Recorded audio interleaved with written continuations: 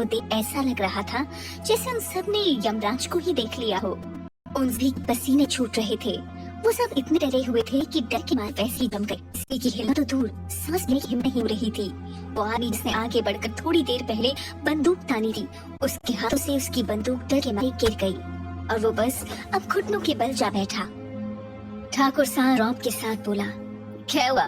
थोड़ी देर पहले तो तू मन्ने मौत से मिलवा रहा है, अभी हमारे सामने घुटनों के बल क्या वास्ते बैठा से तू? साकेत ने कहा, मन्ने माफ कर दो ठाकुर साहब, जो मैं अपने को नहीं पहचान सका।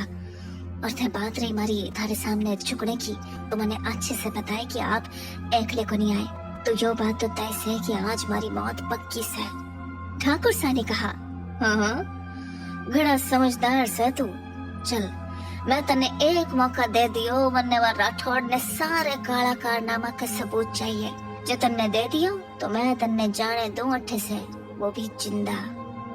साकेत ने एकदम से कहा, मने मरने से कोनी डर लागे है, और जय बात रही सबूत की, तुम्हारा ईमान इतना सस्ता कोनी कि आप खरीद सको ठाकुर साहब। यो बहस से अच्छा से कि आप मन्ने गोली मार दो।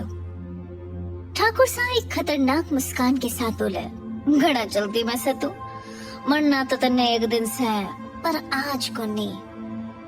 करमवीर, रुद्र। करमवीर के पीछे से आवाज आई, जी ठाकुर साहब। रुद्र ने भी कहा, जी भाई साहब। करमवीर ठाकुर साहब का बॉडीगार्ड है और रुद्र ठाकुर साहब का छोटा भाई। रुद्र दिखने में काफी हद तक ठाकुर साहब जैसा ही दिखता है, बस उम्र में 2 साल का अंतर है और एक भौहें पर निशान और ज्यादा कोई खास अंतर नहीं है। अगर कोई ज्यादा ध्यान ना दे तो पहचानने में धोखा बड़े आराम से खा सकता है। ठाकुर साहब ने कहा, इन सब ने ले जाओ और अच्छे तरीके से यह सब ने खत्तर करो।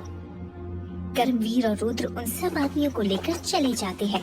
ठाकुर साहब ने आगे कहा, धर्म, यस, तुम दोनों ये सारा ट्रक का माल ठिकाने लगा दो। धर्म ठाकुर साहब का छोटा चचेरा भाई है। यश ठाकुर साहब के बड़े भाई का बेटा, जो सेना में मेजर थे और एक लड़ाई में शहीद हो गए। तब से ठाकुर साहब ने ही यश को पिता का प्यार दिया है। फिर ठाकुर साहब अपनी गाड़ी लेकर उस ना खत्म होने वाली रेत की तरफ बढ़ गया। कुछ दूरी पर एक रेत का टीला था, जहाँ उसने गाड़ी रोकी। गाड़ी का दरवाजा खोलकर वो जब बाहर आया, तब चांद की रोशनी सीधे उसके चेहरे पर पड़ रही थी। गोरा रंग, बड़ी बड़ी आंखें, पतले होंठ, लंबी काली मूंछ, लंबा और चौड़ा शरीर। वो बिल्कुल किसी राजकुमार की तरह लग रहा था, जो एक बार वही किसी भी लड़की को लुभाने के लिए काफी था। कुछ दूर चलने के बाद वो एक जगह रेत पर लेट जाता है और उस चांद सितारों से भरे आसमान को निहारने लगता है। तभी उसके बगल में एक लड़का, जिसकी उम्र तकरीबन 20 साल होगी, आकर लेट जाता है। यह यश है। ठाकुर साहब बोले, तू अट्ठे क्या कर रहा है? मन ने तो तन्ने धर्म के साथ जाने का से। यश बोला, वो हमें धर्म काकूसा ने भेज दिया। वो बोले अभी हम छोटे हैं। वैसे काकूसा, हमारे मन में एक सवाल है, क्या हम आपसे पूछें? ठाकुर साहब बोले, यश, तन्ने घर जाना चाहिए छोरा। यश बोला, काकू साहब बस एक सवाल। ठाकुर साहब बोले, पूछ ले, वरना तू हमारा पीछा को नहीं छोड़ेगा। यश ने कहा, काकू साहब आप शादी के बाद क्या करेंगे? ठाकुर साहब कंफ्यूजन में, थारा मतलब क्या है कि मैं क्या करने वाला हूँ? यश अपनी बात को साफ करते हुए कहने लगा, मतलब ये कि आप शादी तो उस केस के लिए कर रहे हैं, पर शादी के बाद तो वो आपकी पत्नी होगी, फिर चाहे जो वजह हो, और तब भी आपने उनकी तस्वीर तक नहीं देखी। ठाकुर साहब गुस्से में बोले, तन्ने घर जाना चाहिए से छोरा, रात काफी हो गई से। पर ठाकुर साहब बोले, जा। यश ने मायूस होकर कहा, ठीक है। ठाकुर साहब वैसे ही लेटे हुए मन में सोचते हुए, यो शादी मैं बस केस जीतने के लिए कर रहा हूँ, मन ने लुगाई की जरूरत को नहीं, वह बस एक समझौता से जो मन ने मजबूरी में करनी पड़ रही से, या से ज्यादा कुछ ना। वैसे भी मन किसी औरत की जरूरत को नहीं हमारी जिंदगी में। और फिर अपनी आंखें बंद कर लेता है। रामपुर। अगली सुबह निक्कू सुबह सुबह ही उठकर तैयार हो जाती है और वंदू के कमरे की तरफ बढ़ जाती है। उसने आज नीले रंग का अनारकली सूट पहन रखा है, जिसमें वो काफी प्यारी लग रही है। उसे वंदु के कमरे की तरफ जाता देख किंजल निक्कू को छेड़ते हुए बोली, क्या बात है दीदी, आज तो सुबह सुबह यहाँ आप क्या हड़ा रही हैं? लगता है होने वाले जीजू को इम्प्रेस करने का पूरा प्लान बना रखा है आपने। निक्कू ने उसका कान खींचते हुए कहा, चुप कर, ये बता वंदु कहाँ है? किंजल ने दर्द में कराहते हुए मुंह लटका कर कहा, पर दीदी वो अपने कमरे में है। फिर किंजल वहाँ से चली जाती है और निक्कू वंदु के कमरे की तरफ चली जाती है।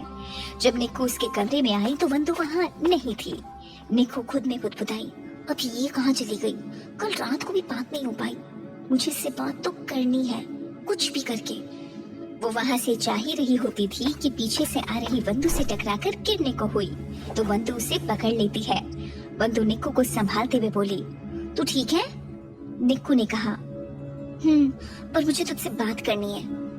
वंदु ने कहा, जानती हूँ, इसीलिए मैं कल रात को तेरा इंतजार कर रही थी, पर तू नहीं आई। खैर छोड़, वैसे मैं तुझे बता तो दूंगी, पर क्या तू मेरी बात का भरोसा करेगी? निक्कू वंदु का हाथ पकड़ते हुए बोली, वंदु हम बहनें हैं, तो मैं तुझ पर भरोसा भला क्यों नहीं करूंगी? वंदु हल्का सा मुस्कुराकर बोली, ठीक है, तू बैठ, मैं बताती हूँ। निक्कू ने कहा, ठीक है, सिर्फ सच। वंदु बोली, तो सच? ठीक है, सुन, तुझे पता है वो लड़का निहायत ही घटिया इंसान है। उस जैसे से तो मैं अपने दुश्मन की भी शादी न होने दूं। फिर वो तो मेरी अपनी बहन है। वो सिर्फ शीतल को धोखा दे रहा था, कोई शादी का इरादा नहीं था उसका, सिर्फ शीतल की भावनाओं के साथ खेल रहा था। इसीलिए तो जब शीतल ने शादी की बात बताई तो उसने अर्जेंट काम का बहाना बनाकर पीछे छोड़ दिया और ये पागल उसके लिए अपनी ही शादी से भागने वाली थी।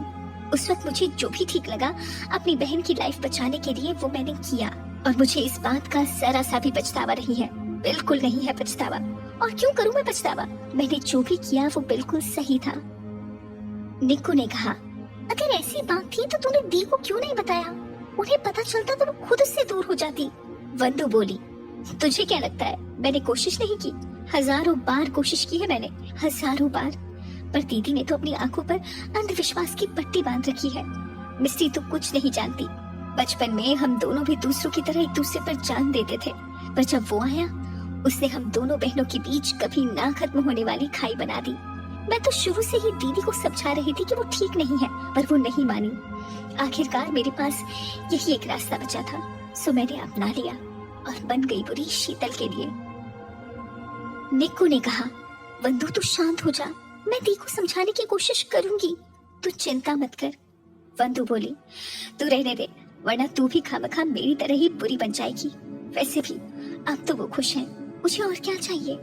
निक्कू ने कहा, नहीं वंदु, दी खुश नहीं है।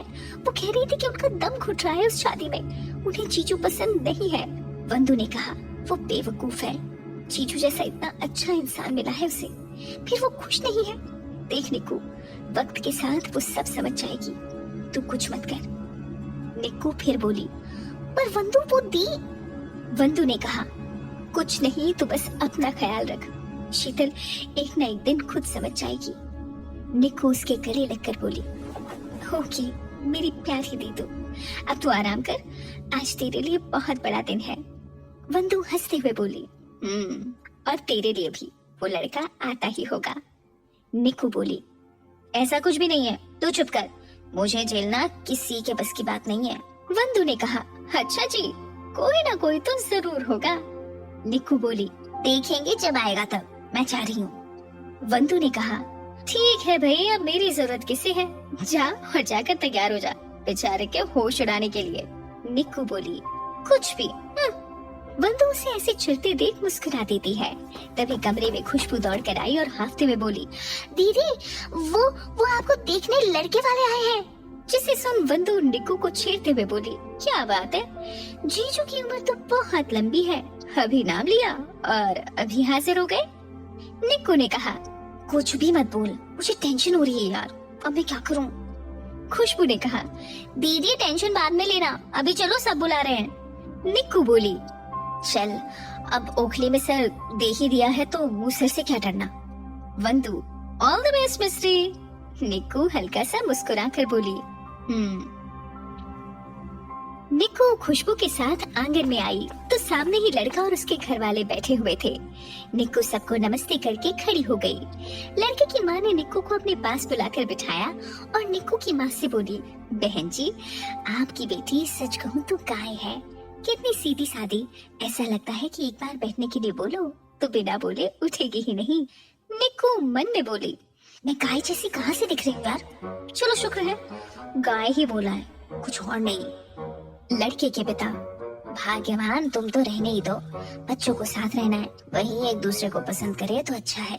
फिर निक्कू के पापा की तरफ देखकर बोले, भाई साहब आपको कोई एतराज नहीं ना अगर बच्चे अकेले में बात करें तो? मिस्टर शर्मा निक्कू की तरफ देखते हुए बोले, अरे नहीं नहीं, मुझे क्या एतराज होगा भाई साहब। ठाकुर साहब को औरतों से क्या परेशानी है, किस केस के लिए ठाकुर साहब शादी कर रहे हैं और किससे? क्या निक्कू का ये रिश्ता हो पाएगा? निक्कू का क्या फैसला होगा? जानने के लिए सुनते रहिए हुकुम रानी सा।